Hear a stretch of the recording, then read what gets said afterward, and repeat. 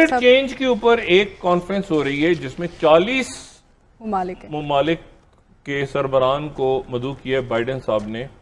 पाकिस्तान का नाम उस लिस्ट में नहीं, पाकिस्तान को मदऊ नहीं किया गया, जहां भूटान जैसे ममालिक, बांग्लादेश, उनको मदऊ किया गया। और इवन कुछ ममालिक की तो ऐसे हैं जिसका आई एम श्योर कि हमारे पाकिस्तान के कुछ नाजरीन को उनका नाम तक पता नहीं होगा। यही है का हमें इस तरह के जो बड़े समिट से बाहर रखकर को पैगाम देना चाहता है कि हमारी नजर में आपकी जो अहमियत है वो सिर्फ अफगानिस्तान की हद तक है कि बाइडेन को हल्फ लिए हुए 2 माह से ज्यादा हो चुके हैं और अभी तक हमारे वज़ीर-ए-आज़म इमरान खान से उनका टेलीफोनिक राब्ता नहीं हुआ। बाकी जब ममालिक जाते हैं, जब भूटान जाएगा, इंडिया जाएगा, जब बांग्लादेश जाएगा, तो definitely Pakistan is left out. So Pakistan को अपनी जो फॉरेन पॉलिसी है उसको रीओरिएंटेशन उसकी करनी है भाई। ये फॉरेन मिनिस्टर साहब को और हमारी जो हुकूमत है उसको समझ होनी चाहिए, सारा टाइम दुनिया में इकोनॉमी सिक्योरिटी नहीं होती।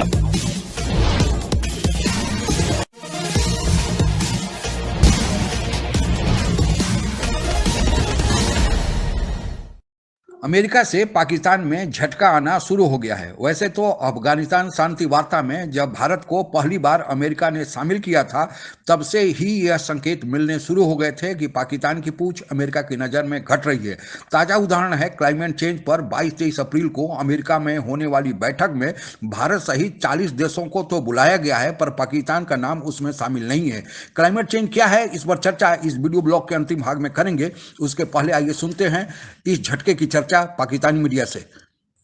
नाजरीन, 22 और 23 अप्रैल को अमेरिकी सदर जो बाइडेन क्लाइमेट समिट की मेजबानी कर रहे हैं और ये वर्चुअल समिट होगा और इसमें जो व्हाइट हाउस ने जो एक स्टेटमेंट जारी किया है, 40 ममालिक के रहनुमाओं को शिरकत की दावत दी गई है। ये जो उनकी प्रेस रिलीज है वो मेरे सामने इस वक्त मौजूद है और क्योंकि 40 ममालिक की बड़ी लंबी फहरिस्त है तो मैंने कोशिश की कि यकीनन इसमें पाकिस्तान का नाम होना चाहिए क्योंकि पाकिस्तान आबादी के एतबार से दुनिया का 5वां बड़ा मुल्क है। लेकिन हैरान कुन तौर पर इसमें पाकिस्तान का नाम शामिल नहीं है, पाकिस्तान को मदऊ नहीं किया गया, जहां भूटान जैसे ममालिक, बांग्लादेश, उनको मदऊ किया गया। और इवन कुछ ममालिक की तो ऐसे हैं जिसका आई एम श्योर कि हमारे पाकिस्तान के कुछ नाजरीन को उनका नाम तक पता नहीं होगा। यही है कि ये क्या पाकिस्तान की जो सिफारतकारी है उसकी बहुत बड़ी नाकामी है या फिर अमेरिका जो है कोई नई चाल चल रहा है। अमेरिका हमें इस तरह के जो बड़े समिट से बाहर रखकर को पैगाम देना चाहता है कि हमारी नजर में आपकी जो अहमियत है वो सिर्फ अफगानिस्तान की हद तक है। तो शहबाज, आपको याद होगा कि इस्लामाबाद सिक्योरिटी डायलॉग में जो अमेरिका के साबिक सफीर कैमरून मंटर ने एक बहुत बड़ी बात की थी और हमने उनके मुताबिक कि अमेरिका की क़यादत की नज़र में अब पाकिस्तान की वो अहमियत नहीं रही जो कभी माजी में हुआ करती थी।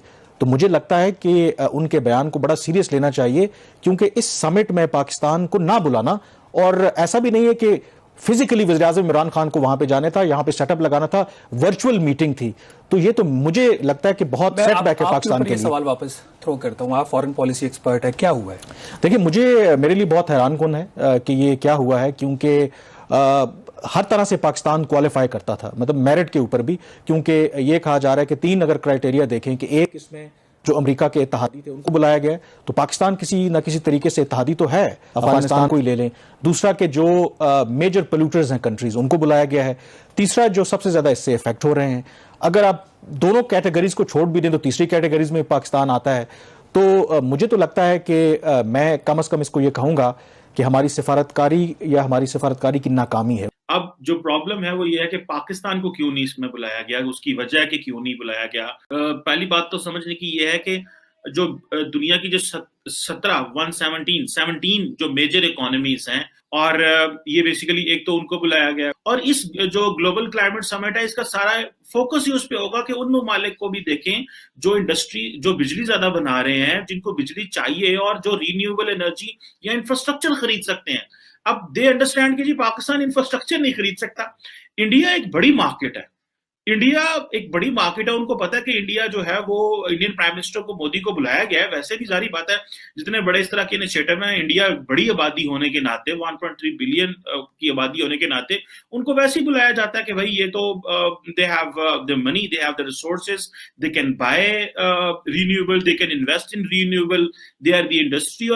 ऑब्वियसली इस कॉन्फ्रेंस में ना पहुंचने से पाकिस्तान को एक स्ट्रेटेजिक डिसएडवांटेज हुआ कि पाकिस्तान की एफर्ट्स को रिकॉग्नाइज नहीं किया गया। दूसरा, जब भी इस तरह के बड़े टेबल्स पे, जब बड़ी कॉन्फ्रेंसेस में आपको बुलाया जाता है तो that is a matter of prestige. We lost that, ये एक बड़ा है। फिर इस खित्ते में, साउथ एशिया में बाकी जब ममालिक जाते हैं, जब भूटान जाएगा, इंडिया जाएगा, जब बांग्लादेश जाएगा, तो definitely Pakistan is left out. So Pakistan को अपनी जो फॉरेन पॉलिसी है उसको रीओरिएंटेशन उसकी करनी है भाई।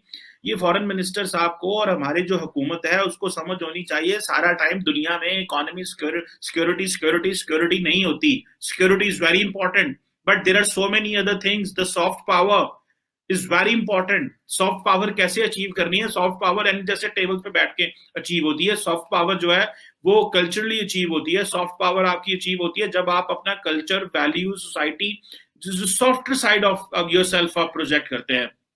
अमेरिका ने तो उन्हीं को बुलाना था, जाहिर बात है, जिनके पास दे हैव द मनी, दे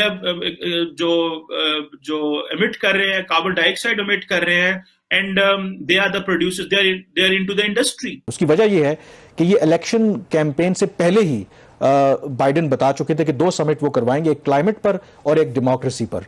तो इसका मतलब है कि हमारे यहाँ वहां से कोशिश नहीं हुई। ऐसा नहीं है कि हमारे ना जाने से कोई बहुत बड़ा फर्क पड़ जाएगा, लेकिन ऑप्टिक्स क्या जा रही हैं कि हमारे वज़ीर-ए-आज़म को आपने दावत नहीं दी, और कंसिडरिंग द फैक्ट कि हमने पहले भी डिस्कस किया था कि हम एक जो रिलेशनशिप में रीसेट करने जा रहे हैं उसमें क्लाइमेट चेंज जो है one of the key subject है, जो बाइडेन इंतजामिया के साथ हम उठाना चाहते हैं। से भी आप इस चीज को देख सकते हैं। आप फॉरेन पॉलिसी एक्सपर्ट, आप इस चीज को बेहतर जानते हैं, लेकिन कल से मैं जो डिबेट को देख रहा हूँ ना, खासतौर पर सोशल मीडिया के ऊपर, इसको देखा जा रहा है कि वज़ीर-ए-आज़म इमरान खान साहब की कोई जाती नाकामी ना हो। उसकी वजह यह है कि 2 तरीकों से इसको अगर आप देखें कि पाकिस्तान की दुनिया के अंदर अब क्या स्टैंडिंग है, अब क्या है, आज से 10-15 साल पहले क्या थी, और दूसरा पाकिस्तान की जो अलाइनमेंट है इन टर्म्स ऑफ उसकी जो रिलेशनशिप विद चाइना है और खित्ते के जो दूसरे ममालिक हैं उनके साथ क्या है। तो अगर आप इसको इस जाविये के साथ देखें तो आपको ओवरऑल जो पिक्चर है वो काफ़ी क्लियर होती नजर आ रही है। इमरान खान साहब ने जो भी किया क्लाइमेट चेंज के लिए वो एक अलहदा चीज़ है, और उनकी जो एफर्ट्स हैं वो अपनी जगह पे, वो 1 अरब वो दरख्त लगा सके या नहीं वो बात की बात है, but he has concerns for the climate change. आपने बात की पाकिस्तान किस हद तक इससे मुतासर होता है। जो एक ग्लोबल क्लाइमेट रिस्क इंडेक्स है जो एक जर्मन वॉच ऑर्गेनाइजेशन है वो करती है, 2019 की रिपोर्ट के मुताबिक पाकिस्तान इससे मुतासर होने वाला दुनिया का 8वां बड़ा मुल्क है। और अभी हालत ये है कि पाकिस्तान चूंकि एक एग्रीकल्चर कंट्री है, हमारी जो 45% आबादी इसके ऊपर डिपेंडेंट है, और आपकी इकोनॉमी का 20% हिस्सा जो है वो एग्रीकल्चर से उसकी कंट्रीब्यूशन है। तो यहाँ पे शायद वज़ीर-ए-आज़म इमरान खान होता या कोई और होता तो हमारे साथ हो सकता था ये सलूक हो। बिल्कुल आप सही कह रहे हैं, ये इसका किसी खास गवर्नमेंट से ताल्लुक नहीं है। मेरे ख्याल में जो मुझे भी लगता है कि शायद इस तरीके से जो बाइडेन इंतजामिया है पाकिस्तान के ऊपर दबाव बढ़ाना चाहती है, वो चाहते हैं कि चीन से हम थोड़ा दूर हों। मेरे ख्याल में ये प्रेशर टैक्टिक भी हो सकती है, और उसकी सबसे बड़ी मिसाल ये है कि बाइडेन को हल्फ लिए हुए 2 माह से ज्यादा हो चुके हैं और अभी तक हमारे वज़ीर-ए-आज़म इमरान खान से उनका टेलीफोनिक रब्ता नहीं हुआ। अगर आप ट्रंप को देखें, जब 2016 में वो जीते थे, तो अगर आप रिकॉल करें तो उन्होंने ओथ लेने से पहले ही विद इन फ्यू वीक्स, उस वक्त वज़ीर-ए-आज़म थे नवाज शरीफ, उनसे टेलीफोनिक रब्ता किया था।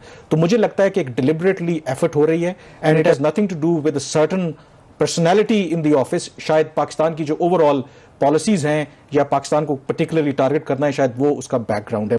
पर्यावरण को बचाना आज विश्व की सबसे बड़ी समस्या बन गया है। अतिवृष्टि, अनावृष्टि, वातावरण में तापमान का बढ़ना, जलवायु में परिवर्तन आदि समस्याएं आने लगी हैं। लेकिन इन सब में ग्लोबल वार्मिंग यानी वातावरण में तापमान में वृद्धि सबसे बड़ी चुनौती बनकर उभरा है। इसका संबंध मुख्य रूप से हमारी विकास की गतिविधियों से जुड़ा हुआ है। अधिकतर औद्योगिक गतिविधियों में या संचार में हमें कोयला या तेल का प्रयोग किया जाता है, जिसके कारण CO2 यानी कार्बन डाइऑक्साइड आदि गैसें निकलती हैं। इसे ग्रीन हाउस गैसेस भी कहा जाता है। साथ ही औद्योगिक गतिविधियों, खेती आदि के लिए हमें फॉरेस्ट, पेड़ पौधों को काटना पड़ता है। आप लोगों को पता ही होगा कि ये पेड़ पौधे CO2 को ऑक्सीजन में बदलते हैं। एक और तो जहां CO2 का निकलना जारी है और दूसरी तरफ पेड़ पौधों के कमी के कारण इनको ट्रांसफर करके, इनको तोड़कर ऑक्सीजन में बनाने का काम भी रुक गया है, जिसके कारण वातावरण में ग्रीन हाउस गैसों का प्रभाव बढ़ गया है। और यह ग्रीन ग्रीन हाउस गैसेज वातावरण के तापमान को पकड़ लेती है और इस कारण इनमें वातावरण में गर्मी बढ़ने लगती है। कहा जा रहा है कि अगर इसी तरह यह बढ़ती रही तो 5 डिग्री सेल्सियस तक यह गर्मी बढ़ना शुरू हो जाएगी। हालांकि इस संबंध में चिंता बहुत पहले ही 1960 के दशक में ही प्रकट की गई थी, पर इस पर पहली बार 1971 में अर्थ समिट बुलाया गया। उसमें विस्तृत रूप से इसकी चर्चा हुई। इसके लिए G7 देशों का एक स्टडी ग्रुप बनाया गया। इस स्टडी ग्रुप के रिपोर्ट के आधार पर फिर 1988 में पहली बार inter government panel on climate change IPCC बनाया गया, जिसको यह कहा गया कि आप इस समस्या को निपटने के लिए उपाय बताएं। 1990 में इस IPCC ने एक रिपोर्ट प्रस्तुत किया जिसमें कहा गया कि 1.5 डिग्री सेल्सियस तक तापमान के बढ़ने को रोकने की प्रक्रिया चालू की जानी चाहिए। यह भी कहा गया कि इसको रोकने के लिए क्लीन एनर्जी का उपयोग होना चाहिए, जैसे एटॉमिक पावर से उत्पन्न एनर्जी, हाइड्रो पावर से यानी बिजली पानी से उत्पन्न एनर्जी, वाइंड से एनर्जी, हवा से उत्पन्न एनर्जी, सोलर एनर्जी यानी सूरज के रोशनी से उत्पन्न एनर्जी का उपयोग तेल के जगह या कोयले की जगह किया जाना चाहिए। तभी जाकर हम वातावरण को स्वच्छ और साफ रह सकते हैं। समस्या यहाँ तब उठती है कि विकासशील देश कहते हैं कि उनके पास इतनी पूंजी नहीं है, पैसा नहीं है कि वे क्लीन एनर्जी का उपयोग करें और वे अब भी विकास के लिए कोयले पर या तेल पर आधारित है। इसी की समस्या को रोकने के लिए अमेरिका ने एक कमेटी बुलाई है और जिसकी बैठक अभी अप्रैल में होने वाली है। लेकिन डोनाल्ड ट्रंप के जमाने में फ्रांस में जो इस संबंध में बैठक हुई थी उसमें से डोनाल्ड ट्रंप अलग हो गए थे, लेकिन जो बिडेन की सरकार आई है तो उन्होंने फिर वातावरण को स्वच्छ करने के लिए, क्लाइमेट चेंज पर ध्यान देने के लिए एक कमेटी बुला रहे हैं, जिससे पाकिस्तान को आउट किया गया है। आज के लिए बस इतना ही। आप अगर हमसे जुड़ा रहना चाहते हैं तो कृपया मेरे चैनल को सब्सक्राइब करें तथा बेल आइकन भी दबा दें ताकि नई वीडियो की जानकारी तुरंत आप तक पहुंच जाए। धन्यवाद। जय हिंद।